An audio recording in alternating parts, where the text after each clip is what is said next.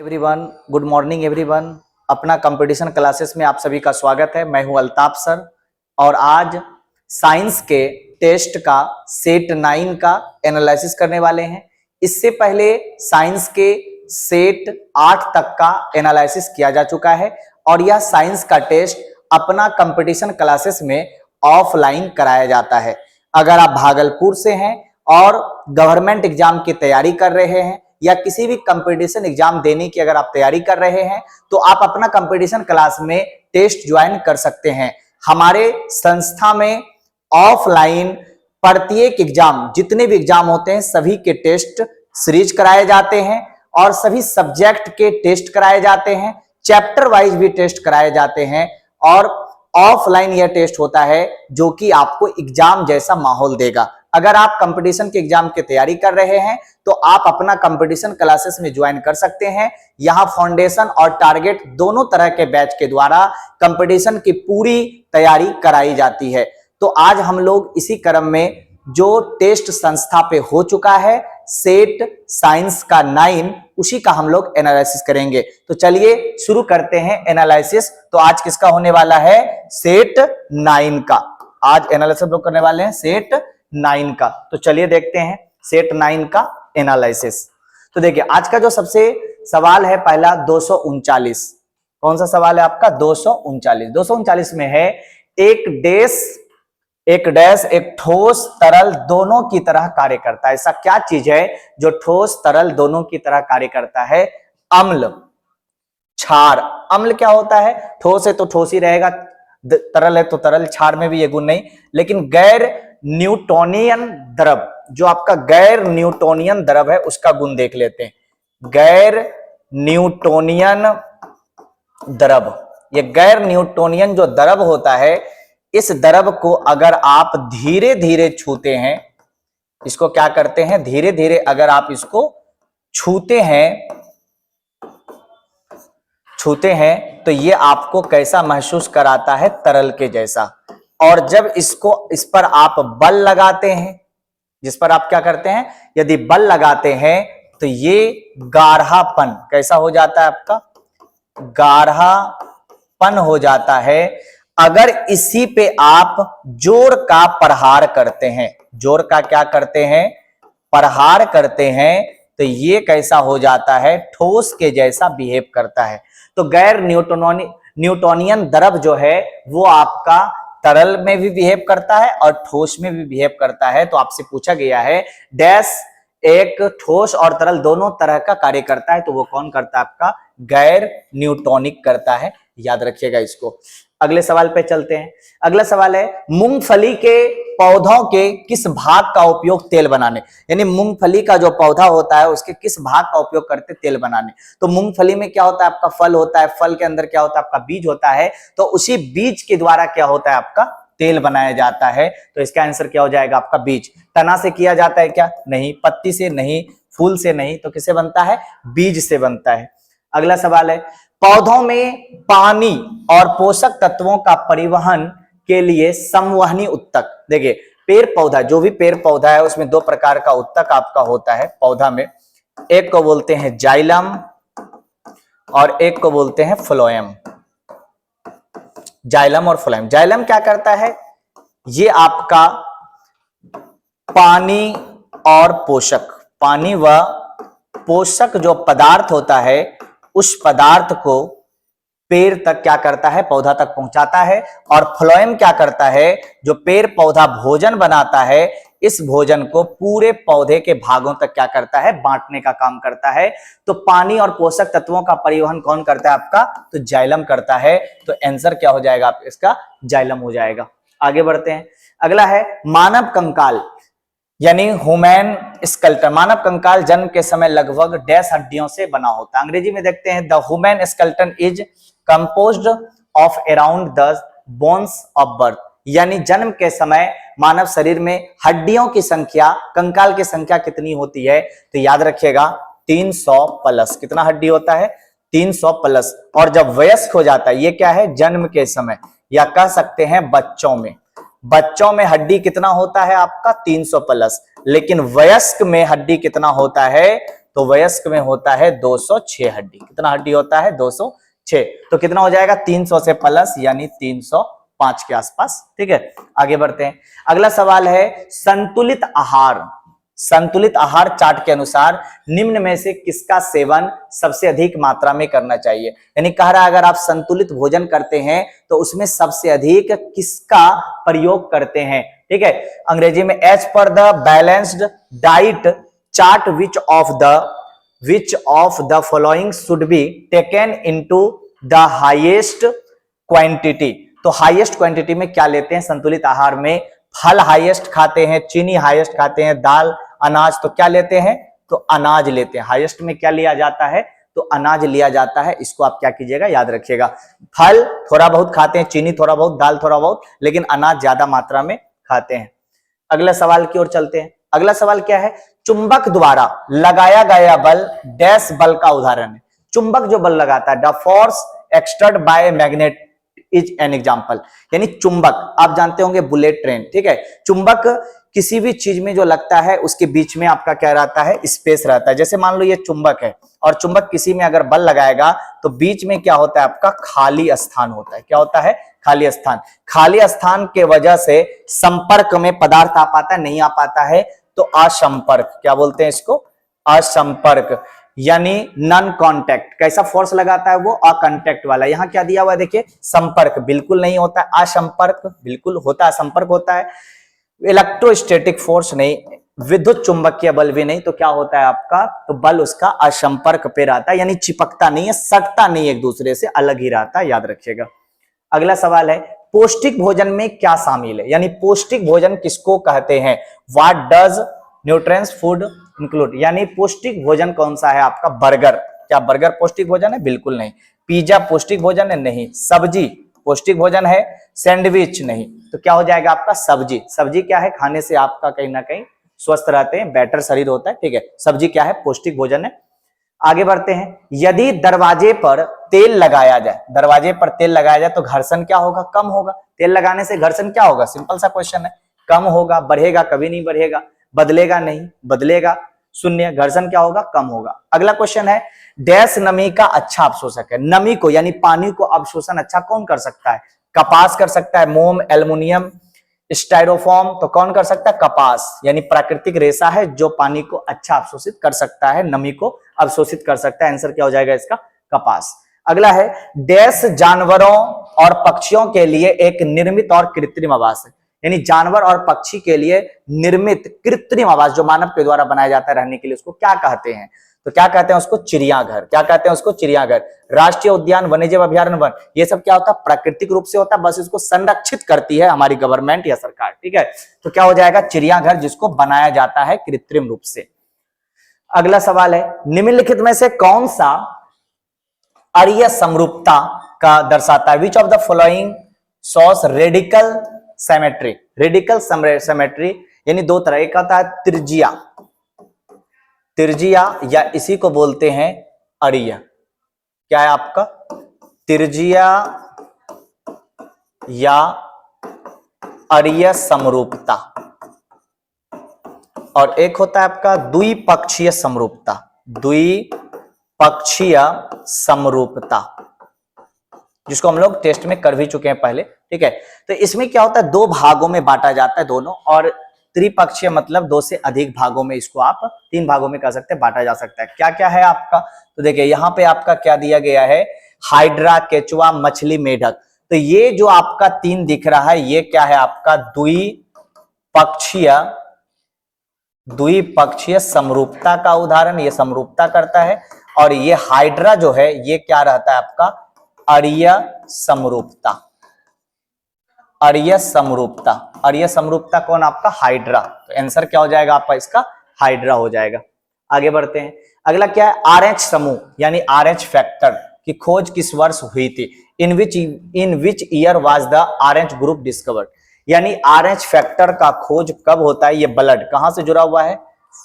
RH समूह। RH समूह जो है ये कहां से जुड़ा हुआ है? तो याद रखिएगा ब्लड। किससे जुड़ा है ये आपका? ब्लड। यही आपका है। RH जिसमें रहेगा उसको प्लस पॉजिटिव कहते हैं, नहीं रहेगा तो उसको निगेटिव कहा जाता है। ठीक है, तो RH का खोज कब हुआ है? तो 1940 में हुआ था। कौन किया था आपका? लैंड स्टीनर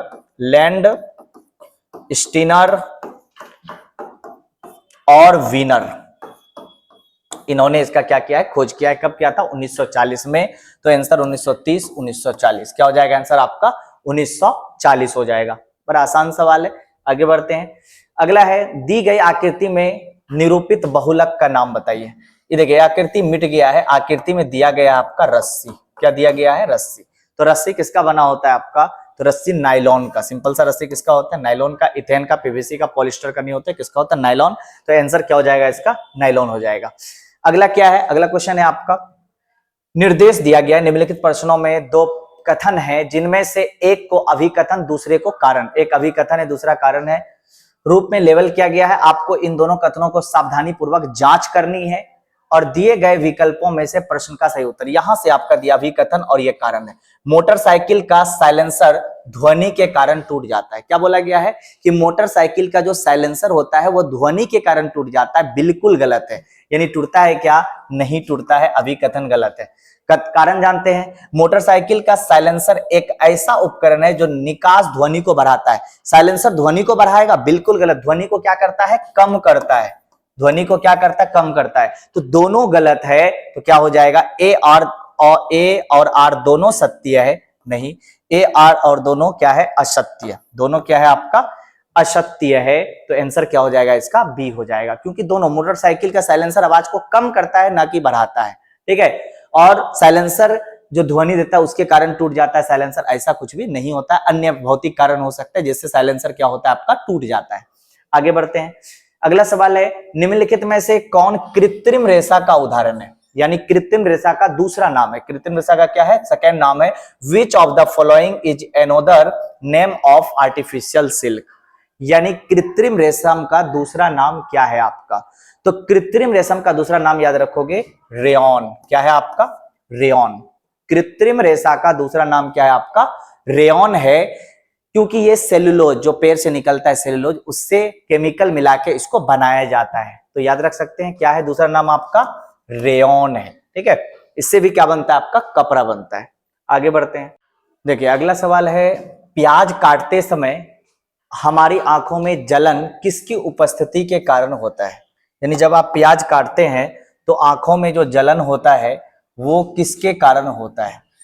तो जलन किसके कारण होता है? तो देखिए सल्फ्यूरिक अम्ल किसके कारण होता है? सल्फ्यूरिक। अब सल्फ्यूरिक अम्ल के कारण होता क्यों है? क्वेश्चन ये है। आंख में जलन, जब आप प्याज काटते हैं, क्या काटते हैं? प्याज जब आप काटते हैं तो क्या होता है? तो प्याज जब काटते हैं तो प्याज काटते समय प्याज से क्या निकलता है आपका? एंजाइम्स। क्या निकलता है? एंजाइम। और ये एंजाइम्स से क्या हो बनता है? गैस बनता है। और यही गैस है जो आंख में नमी होता है, आंख में क्या होता है आपका? नमी। इस नमी से क्या करता है? प्रतिक्रिया। नमी से क्या करेगा? प्रतिक्रिया। तो याद रखिएगा, नमी से क्या करेगा आपका? प्रतिक्रिया करेगा। ठीक है, तो देखिए नमी से क्या करता है? प्रतिक्रिया करता है। और नमी से जब प्रतिक्रिया करेगा तो इसी से क्या बनता है आपका? सल्फ्यूरिक अम्ल। क्या बनता है? सल्फ्यूरिक अम्ल बनता है। और यही सल्फ्यूरिक अम्ल के कारण क्या आता है? आंखों में क्या होता है आपका? तो जलन होता है। तो आंखों में जलन किसके कारण होता है? तो सल्फ्यूरिक अम्ल के कारण होता है। कैसे होता है तो ये आप समझ चुके होंगे। जब आप प्याज काटते हैं, जब आप क्या काटते हैं? प्याज काटते हैं तो एंजाइम्स निकलता है जिससे गैस आता है। गैस आंख के नमी के साथ प्रतिक्रिया करके क्या बनाता है? सल्फ्यूरिक अम्ल हल्का सा बनाता है। और इसी सल्फ्यूरिक अम्ल के कारण आंखों में क्या होता है? जलन आता है, आंसू आता है। ठीक है, तो इसका आंसर क्या हो जाएगा आपका? सल्फ्यूरिक अम्ल हो जाएगा। आगे बढ़ते हैं। अगला सवाल है, सोडा क्षार का, यानी सोडा क्षार का रासायनिक नाम क्या है? तो सोडा क्षार का, what is the chemical name of soda S? तो सोडा क्षार का रासायनिक नाम याद रखिएगा। सोडा क्षार का फॉर्मूला क्या होता है? Na2CO3। क्या होता है आपका? Na2CO3। और इसी को क्या बोला जाता है? Sodium carbonate. सोडियम कार्बोनेट बोला जाता है। तो क्या इसका नाम है ये आपका सोडियम कार्बोनेट का, याद रखिएगा। क्या है आपका सोडा क्षार, किसको क्या रासायनिक नाम क्या होता है आपका सोडियम कार्बोनेट होता है। अगला सवाल पे जाते हैं। डैश शुद्धिकरण के लिए आमतौर पर इस्तेमाल किया जाने वाला रासायनिक विधि है। शुद्धिकरण के लिए, यानी शुद्धिकरण के लिए किसका हम लोग प्रयोग करते हैं, तो किसका प्रयोग करते हैं क्लोरीनीकरण का। किसका प्रयोग करते हैं क्लोरीनीकरण का प्रयोग करते हैं। और इससे होता क्या है, तो ये जैसे मान लीजिए पानी को साफ करना है, तो पानी में मौजूद जो भी आपका बैक्टीरिया है या जो भी आपका वायरस है, इन सबको क्या कर देता है, ये मार देता है। और ये पानी को क्या करता है, शुद्ध करता है मार के। कौन आपका क्लोरीन। तो क्या कहते हैं उसको, क्लोरीनीकरण कहा जाता है। अगले सवाल पे चलते हैं। अगला सवाल है, निम्नलिखित में से कौन सा कवक नहीं है। निम्नलिखित में से कौन सा कवक नहीं। ऑप्शन दिया गया है स्पाइरोगाइरा, ब्रेड मोल्ड, पिनीलियम, तो ये आपका एसरगिल्स। तो ये जो आपका तीन दिख रहा है, ये तीनों आपका क्या है, कवक है। नीचे वाला तीनों क्या आपका कवक है, और ये आपका है हरा शैवाल। क्या है आपका हरा शैवाल है।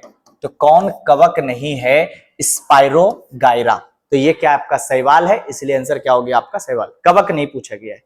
अगला क्वेश्चन है, वर्मी कंपोस्ट खाद बात कर रहा। वर्मी कंपोस्ट में प्रयुक्त होने वाले रेड वार्म के लिए निम्नलिखित में से क्या भोजन के रूप में दिया जाता है। यानी केचुआ, रेड वार्म जो होता है उसके लिए क्या दिया जाता है जब वो खाद बनाता है। ठीक है, तो विच अंग्रेजी देखिए, which of the following can be given as food for the red worm used in vermicomposting. तो क्या आपको नमक दिया जाता है, अचार दिया जाता है, दूध से बना चीज, या चाय पत्ती अवशिष्ट। क्या दिया जाता है उसको, अवशिष्ट। तो कौन सा अवशिष्ट हो जाएगा आपका, चाय पत्ती। दूध से बना नहीं, अचार भी नहीं, नमक भी नहीं, तो किससे बनाता है वो, अपशिष्ट से। तो क्या हो जाएगा, चाय पत्ती अवशिष्ट। अगला क्वेश्चन है, कौन सी व्युत्पन्न मात्रक वाट का प्रतिनिधित्व करती है। वाट किसका मात्रक है आपका, तो देखिए वाट किसका मात्रक है आपका, पावर का। किसका मात्रक है, पावर का। अब देखिए पावर का आपसे पूछा गया है कि यूनिट, पावर का यूनिट क्या है आपका। यूनिट का मतलब होता है इकाई। पावर का इकाई क्या है वो आपसे पूछा गया है। पावर का इकाई, तो देखिए पावर का इकाई क्या है आपका। तो पावर होता क्या है, देखिए पावर क्या होता है आपका, तो पावर बराबर होता है W/T, यानी वर्क बटा टाइम। और वर्क बटा टाइम में आपका वर्क क्या होता है, तो F गुना D। वर्क क्या होता है, F गुना D/T। तो इसका आपको देखिए F का क्या होता है यूनिट आपका, तो और डायमेंशन क्या होता है, F का यूनिट क्या होता है आपका, kg मीटर पर सेकेंड स्क्वायर। kg मीटर पर सेकेंड स्क्वायर। और डिस्टेंस का क्या होता है, डिस्प्लेसमेंट का क्या होता है आपका, मीटर होता है। और टाइम का क्या होता है आपका, सेकेंड होता है। इसी को आगे बढ़ाओगे तो केजी हो गया, डबल मीटर है तो मीटर स्क्वायर हो गया। ये यहाँ +1 है तो ऊपर जाके माइनस, यानी सेकेंड -3। तो ये आपका किसका यूनिट हो गया, आपका पावर का। देखते हैं पावर का यूनिट, केजी मीटर स्क्वायर पर सेकेंड। तो ये आपका फर्स्ट वाला ही क्या हो गया आपका, तो आंसर हो गया केजी मीटर स्क्वायर पर सेकेंड क्यूब। ठीक है, अगले सवाल पे बढ़ते हैं। निम्न में से किसका उपयोग वायुमंडलीय दाब को मापने के लिए। वायुमंडलीय दाब, तो पहले दिया है एनीमोमीटर। ये क्या करता है, हवा को मापता है। एनीमोमीटर किसको मापता है आपका, हवा को मापता है। बैरोमीटर ये मापता है वायु दाब को। आमीटर क्या मापता है आपका, तो आमीटर आपका मापता है करंट को। ठीक है, थर्मामीटर मापता है बुखार को, लेकिन बैरोमीटर किसको मापता है आपको, वायुमंडलीय दाब को। अगले सवाल पे चलते हैं। ऊर्जा और पदार्थ के संक्रमण का अध्ययन क्या है जब संतुलन, जब क्या हो, संतुलन के करीब हो। जब संतुलन के करीब हो तो संतुलन तो आएगा ही। तो देखिए क्या होता है आपका, संतुलन उष्ण परिवैगिकी। ठीक है, संतुलन उष्ण परिवैगिकी कहलाता है, याद रखिएगा। अगले सवाल पे चलते हैं। हमारे जीवित जीवों का स्थान कहाँ होना चाहिए, यानी इंसान जो है, ज्यादातर इंसानों का स्थान कहाँ होना चाहिए, खुली जगह में होना चाहिए, बंद जगह में, साफ जगह में, अशुद्ध स्थान पे। तो कहाँ होना चाहिए, साफ जगह पे। ठीक है, बंद पे नहीं, खुली पे नहीं, अशुद्ध पे नहीं, कहाँ होना चाहिए, साफ जगह पे होना चाहिए। एकदम बेसिक सा व्यवहारिक सवाल है। अगले सवाल पढ़ते हैं। वह विज्ञान जो जीवों की समानता और अंतर के साथ संबंधित है। जीवों की समानता और अंतर से संबंधित जो अध्ययन करता है उसको क्या बोलते हैं? जेनेटिक्स। क्या बोला जाता है उसको? अनुवांशिकी। क्या बोला जाता है उसको? अनुवांशिकी बोला जाता है। अगले सवाल पे आते हैं। शाकाहारी केवल क्या खाते हैं? पेड़ पौधा। शाकाहारी केवल क्या खाता है? शाकाहारी क्या खाता है? तो केवल ये खाता है आपका पेड़ पौधा। और पेड़ पौधा क्या है? उत्पादक। यही क्या करता है? उत्पादक करता है भोजन का। तो ये क्या आपका हो गया? उत्पादक। क्या खाता है आपका? उत्पादक। ठीक है। मांस तो नहीं खाता है, सर्वाहारी तो खाता ही नहीं है। आगे बढ़ते हैं। अगला क्वेश्चन है, निम्नलिखित प्रश्नों में कथन और कारण क्या दिया गया? कथन और कारण। ये दूसरा क्वेश्चन है कथन और कारण का इस सेट का। तो कथन और कारण में क्या है? दूसरा कथन और कारण दिया गया है। ये आपका लेवल क्या गया है? यहां अभी कथन है, शरीर पतला मुलायम पत्ती जैसा या रिबन जैसा है। ठीक है। जीभ प्लेटी हेलमिन्थस फाइलम से संबंधित है। तो ये जो आपका जीभ है, जो पतला जैसा शरीर होता है, मुलायम जैसा पत्ती जैसा होता है, यानी ये बात कर रहा है कृमि का। किसका बात कर रहा है? आपका कृमि का। तो ये आपका प्लेटी हेलिम्स फाइलम से संबंधित होता है, बिल्कुल संबंधित होता है। तो इसलिए दोनों क्या है आपका? तो यहाँ पे सही है। तो ए सच है लेकिन आर गलत है। नहीं, ए गलत है, ये भी नहीं होगा, आर गलत है। आर ए का सही स्पष्टीकरण कर रहा है, यानी दोनों क्या है? एक दूसरे को सही ठहरा रहा है। ठीक है। तो अगले सवाल पे चलते हैं। यह है आज का लास्ट सवाल आपका। स्पंज का संबंध किससे है? स्पंज का संबंध किससे है? तो स्पंज में क्या होता है आपका? तो स्पंज में रीढ़ का हड्डी नहीं होता है। क्या नहीं होता है? देख लीजिए, स्पंज में क्या होता है? रीढ़ का हड्डी जो है वो नहीं होता है। ठीक है। अब देखिए यहां पे ऑप्शन दिया है कार्डेट, इसमें रीढ़ का हड्डी होता है, याद रखिएगा। इसमें क्या होता है आपका? रीढ़ की हड्डी पाई जाती है। गैर कॉर्डेट, इसमें रीढ़ की हड्डी नहीं पाई जाती है, यानी इसमें रीढ़ की हड्डी नहीं पाई जाती है। तो ये आपका क्या हो गया आंसर? और ये आपका हेमिकार्डेट, इसमें प्रारंभिक रूप से रीढ़ की हड्डी पाई जाती है। और डी नंबर इसी का आपका क्या है? एग्जाम्पल सही है कहीं ना कहीं। ठीक है। बेलेनोग्लोसस। ठीक है। तो ये आंसर क्या हो जाएगा? रीढ़ का हड्डी नहीं पाया जाता है, वो क्या है? गैर कार्डेट। तो ये था आज का लास्ट सवाल। इसके बाद हम लोग जो है अगले सेट में, यानी सेट 10 में हम लोग आगे बढ़ेंगे। और यहाँ पे लगभग 268 से लेकर के लगभग 300 तक क्वेश्चंस को हम लोग करने वाले हैं। इसीलिए आप हमारे अगले सेट के एनालिसिस में, यानी सेट जो आपका 10 है उसके एनालिसिस में हमसे जुड़े रहिए। अगर हमारे चैनल पे आप नए हैं तो चैनल को सब्सक्राइब और लाइक जरूर कीजिए, ताकि आपको साइंस का या अन्य जो भी सब्जेक्ट है उनका टेस्ट का एनालिसिस या जो भी टॉपिक्स है उस पे भी कहीं ना कहीं बात की जाएगी। और अगर आप ऑफलाइन टेस्ट देना चाहते हैं या देना चाह रहे हैं तो आप अपना कंपटीशन क्लासेस ज्वाइन कर सकते हैं। हमारा जो पता है वो है लाल कोठी, आशानंदपुर, शीतला मंदिर के पास, भागलपुर। और डिस्क्रिप्शन बॉक्स में हमारा नंबर है, उस पर आप कॉल करके ज्यादा जानकारी ले सकते हैं। अगर आप किसी भी कंपटीशन एग्जाम की तैयारी कर रहे हैं या करना चाह रहे हैं तो आप अपना कंपटीशन क्लास ज्वाइन करके तैयारी कर सकते हैं। यहाँ फाउंडेशन और टारगेट दोनों तरह के कोर्स पढ़ाए जाते हैं। तो हम लोग लगभग इस साइंस के 2000 से अधिक प्रश्न करने वाले हैं और लगभग 300 तक अगले वीडियो में हम लोग कर लेंगे, अगले जो आपका आने वाला है 10वां सेट। तो हम लोग मिलेंगे अगले वीडियो में। जय हिंद, जय भारत दोस्तों। आप हमारे साथ जुड़े रहें, आपको फायदा होता रहेगा।